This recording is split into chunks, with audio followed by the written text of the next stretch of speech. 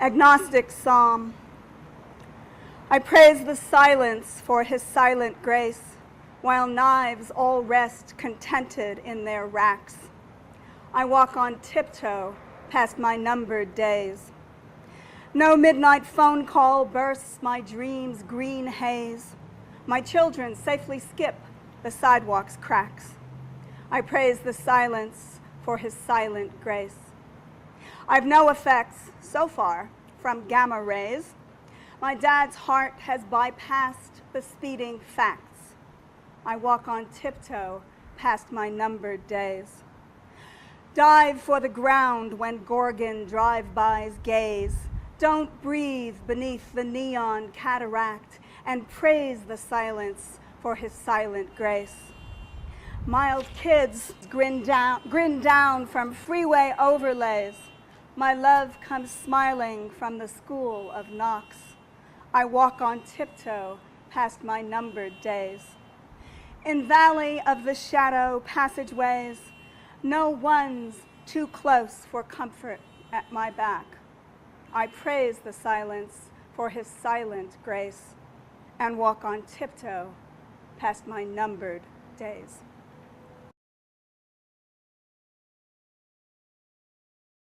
Some days the world's as gloomy as the window of a medical supplies shop, where busts and torsos, pelvises and knees, sporting corsets, braces, trusses, dustily attest your destined needs.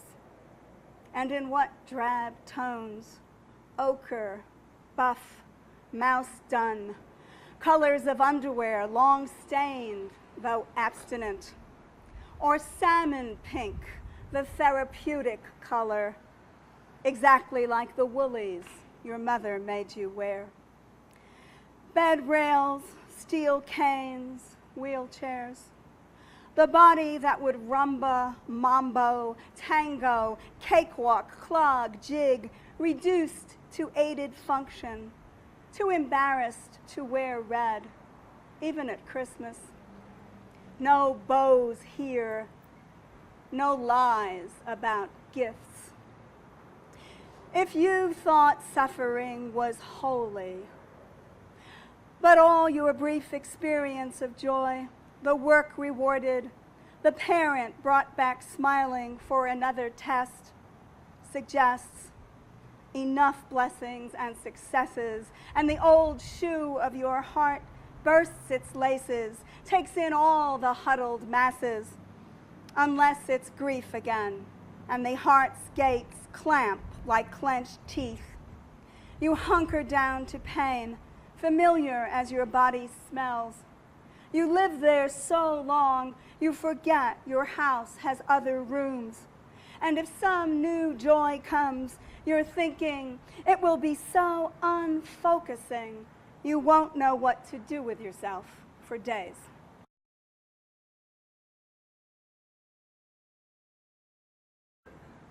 One, I step off the bus alone in the desert brightness at a carbon copy mall in a rarely visited carbon copy city near my own. And the enormous shoe store pixelates as I enter into an ungraspable welter of detail. Flowers and jewels on sandals, slides, and songs, wedges of cork and rope, grommets and laces, cleats, faces and pairs and permutations, mothers, daughters, sisters, friends, talking with such purposiveness. My eyes come to rest on a set of toes on a foot that turns this way and that in a semi-precious stone-encrusted flip-flop. And rather than saying, sexy, huh? Or register this new shade of burnished peach polish, the toes say, suddenly, we are descendants of Finns and look like white grubs. How easy it is to check out of the culture, the moment. For a quarter hour, I wander in the aisles as if looking for the Platonic shoe of Pythagorean proportions, the lost shoe of Atlantis. too. Once I twirled and twirled alone in the sturdy saddle shoes I wore all fall to school, my arms outstretched like wings, and made the world kaleidoscope around my center, and toppled in the grass, head rushed, and let the world that was the only world that can be come back.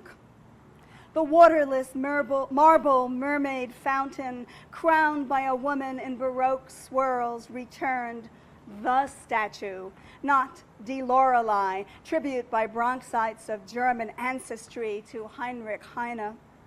Sparrows pecking dirty crumbs returned. Frumpy women on the benches, stockings rolled around their ankles, returned under the returning canopy of trees. I would lie for a moment on my back while the old women clucked and watch bleak leaves detach and drift down, the light ratchet down a somber notch, blue glazing the buildings of my own profound borough. Then the street lamps clicked on, and the park began to glimmer with a backlit ochre glow, and it all filled me like some solitary German romantic hero with a delicious grown-up melancholy.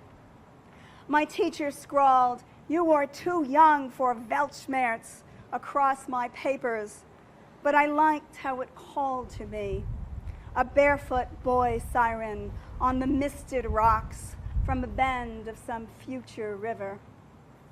3.